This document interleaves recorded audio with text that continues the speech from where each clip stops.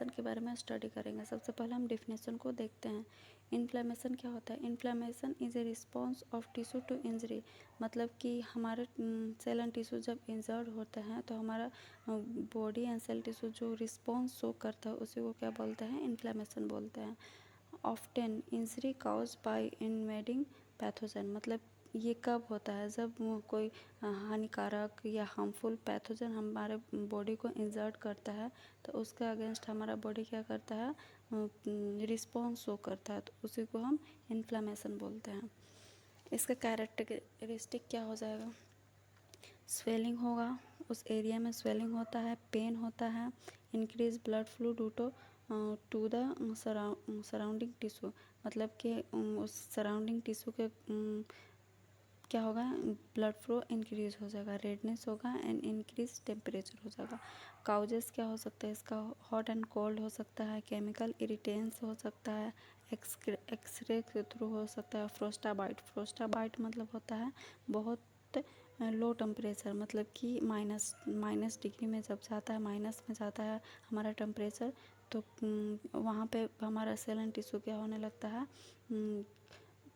Blood flow होता ही नहीं है, तो वहाँ पे इरिटेशन होगा एंड इंजर्ड हो जाएगा वो हमारा सेल एंड टिश्यू, तो उसी को क्या बोलते हैं हम? फ्रोस्टाबाइट बोलते हैं। इन्फेक्शन बाय पैथोजन, अगर कोई पैथोजन के थ्रू हमारे बॉडी में इन्फेक्शन हो रहा है उसके थ्रू भी इन्फ्लेमेशन होगा। हाइपर सेंसिटिविटी रिएक्शन के थ्रू होगा। फॉरेन बॉडी अगर हमारे बॉडी में इंटर कर रहे हैं उसके थ्रू भी हमारा इन्फ्लेमेशन होगा। बर्न के थ्रू होगा, रेडिएशन के थ्रू होगा, ट्रॉमा, टॉक्सिन या फिजिकल इंजरी।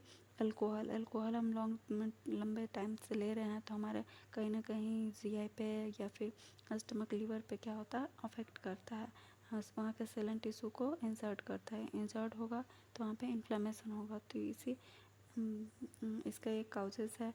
इसका टाइप क्या है? इसका टाइप बहुत सारे हैं जो टर्मिनोलॉजी में दिए गए हैं। तो इसका फर्स्ट टाइप है हमारा एपेंडिसाइटिस। एपेंडिसाइटिस क्या होता है? Inflammation in appendix. ओटाइटिस क्या होता है हमारा? Inflammation in year. साइनसाइटिस मतलब कि inflammation in sinus. Pancreatitis, inflammation in pancreas. Meningitis मतलब इन्फ्लेमेशन इन मेनिंजस हमारे ब्रेन के स्पाइनल कॉर्ड के मेम्ब्रेन है तो उसमें इन्फ्लेमेशन होगा तो उसको मेनिंजाइटिस बोलेंगे। कोलाइटिस किसको बोलते हैं? Inflammation in colon. अगर हमारे लार्ज इंटेस्टाइन के ascending colon, descending colon, sigmoid colon में इन्फ्लेमेशन होगा तो उसको क्या बोलेंगे? कोलाइटिस बोलेंगे। रेनाइटिस मतलब कि इन्फ्लेमेशन या रनिंग नोज बोलते हैं, ये रेनाइटिस होता है। वेस्कुलराइटिस मतलब कि इन्फ्लेमेशन इन ब्लड वेसल्स में होगा तो उसको वेस्कुलराइटिस बोलेंगे। सिस्टाइटिस किसको बोलते हैं?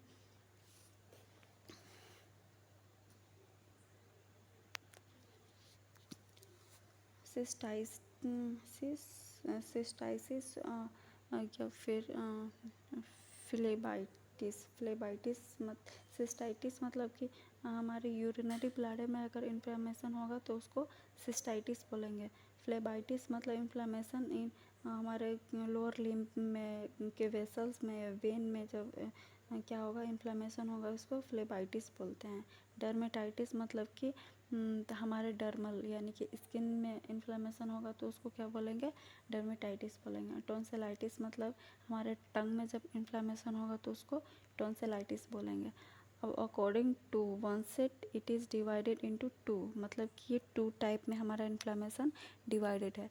तो फर्स्ट हमारा होता है एक्यूट इन्फ्लेमेशन और सेकंड क्रोनिक इन्फ्लेमेशन। तो एक्यूट इन्फ्लेमेशन शॉर्ट पीरियड के लिए होता है, मतलब कुछ आवर हो सकता है, कुछ डे हो सकता है या वीक में हो सकता है, इससे ज़्यादा इन्फ्लेमेशन नहीं होगा। और क्रोनिक में होगा कि 1 मंथ, 2 मंथ, हाफ ईयर या फिर 1 ईयर तक ये जा सकता है, मतलब लॉन्ग पीरियड तक होता है, तो इसको क्रोनिक इन्फ्लेमेशन बोलते हैं। एक्यूट में क्या होगा? Rapid onset due to pathogens and physical agent, मतलब पैथोजन से हो सकता है या फिजिकल इंजरी से होता है, फिजिकल इंजरी।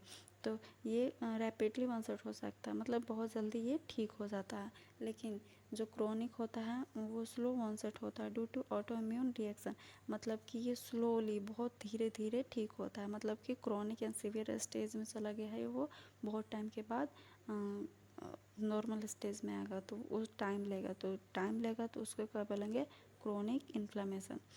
अब क्या है क्लिनिकल मैनिफेस्टेशन, क्या होता है इन्फ्लेमेशन का, रेडनेस देखने को मिलेगा, हीट होगा वहाँ का localise area, loss of function मतलब वहाँ पे सेंसेशन कम हो जाएगा और वहाँ का जो फंक्शन है नॉर्मल फंक्शन वो कम हो जाएगा, वहाँ का एरिया स्वेलिंग हो जाएगा एंड वहाँ पे पेन देखने को मिलेगा। अब उसका अदर सिम्टम्स में क्या होगा, वहाँ पे भी टर्मिनोलॉजी का यूज़ किया गया है जिसमें एनोरेक्सिया मतलब कि लॉस ऑफ एपेटाइट, भूख कम लगेगी, वीकनेस होगा, फीवर होगा, फीवर के बाद वहाँ पे वेट लॉस देखने को मिलेगा एंड रेस्टलेसनेस देखने को मिलेगा। उसका पैथोफिजियोलॉजी क्या है, कैसे कैसे वो काउज होता है एंड कैसे उसका इफेक्ट होता है। तो एनी ड्यू टू एनी काउजेटिव मतलब काउज, तो कोई भी काउज हो सकता है जो हम लोग पहले पढ़ा है काउज में, कोल्ड एंड हॉट हो सकता है, केमिकल इरिटेंस हो सकता है, फ्रोस्टाबाइट के थ्रू या रेडिएशन के थ्रू, अल्कोहल, फिजिकल इंजरी के थ्रू या हाइपर सेंसिटिविटी रिएक्शन, ये सारे कोई भी काउजेस के थ्रू होगा। तो वहाँ पे क्या होगा, इन्फ्लेमेशन हो गया तो वहाँ पे मास्ट सेल एक्टिवेट होगा, जब मास्ट सेल एक्टिवेट होगा तो वो रिलीज़ करेगा न्यूरोट्रांसमीटर, जिसमें सच एज क्या आता है, हिस्टामिन आएगा, सेरोटोनिन या ल्यूकोट्राइन एंड प्रोस्टाग्लैंडिन, ये सारी चीज़ें क्या करेंगे, हमारे जितने भी उसका क्लिनिकल मैनिफेस्टेशन है उसको शो कराएंगे। तो इसमें सबसे पहले इंक्रीज कैपिलरी परमेबिलिटी, मतलब कि जो कैपिलरी की परमेबिलिटी है वो इंक्रीज हो जाएगी जिससे एडिमा देखने को मिलेगा। फिर फीवर होगा, फीवर के साथ पेन होगा और वहाँ पे जो ब्लड फ्लो है वो इंक्रीज हो जाएगा जिसके थ्रू वहाँ का जो एरिया है लोकलाइज एरिया वहाँ पे रेडनेस देखने को मिलेगा।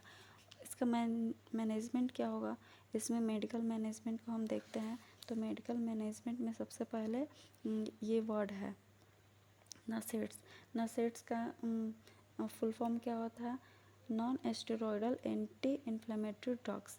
तो इसका मतलब कि ये फॉर रिड्यूस पेन को रिड्यूस करने के लिए देंगे, जिसमें क्या देंगे हम, एनाल्जेसिक। फिर उसके बाद फीवर को कम करने के लिए जिसमें एंटीपैरेटिक्स देंगे, इन्फ्लेमेशन को कम करने के लिए एंटीहिस्टामिनिक्स देंगे।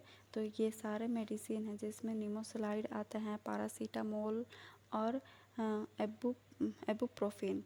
अब इसके बाद एंटी इन्फ्लेमेटरी एजेंट देंगे जिसमें क्या आएगा, कॉर्टिकोस्टेरॉइड्स आएगा जिसमें डेक्सामेथासोन एंड प्रेडनिसोलोन आएगा। ये सारे ड्रग्स हमारे एंटी इन्फ्लेमेटरी एजेंट है या ड्रग्स है। एंटी हिस्टामिनिक्स ड्रग में क्या आएगा, for reduce secretion of histamine, ये क्या करता है एंटी हिस्टामिन, जो हमारे हिस्टामिन का सिक्रेशन हो रहा था उसको क्या करेंगे, रिड्यूस कर देंगे यानी कम करेंगे। इसका मेडिएटर्स क्या होगा, लीवोसिट्रीजिन्स हो सकता है या फिर हाइड्रोक्लोराइड हो सकता है।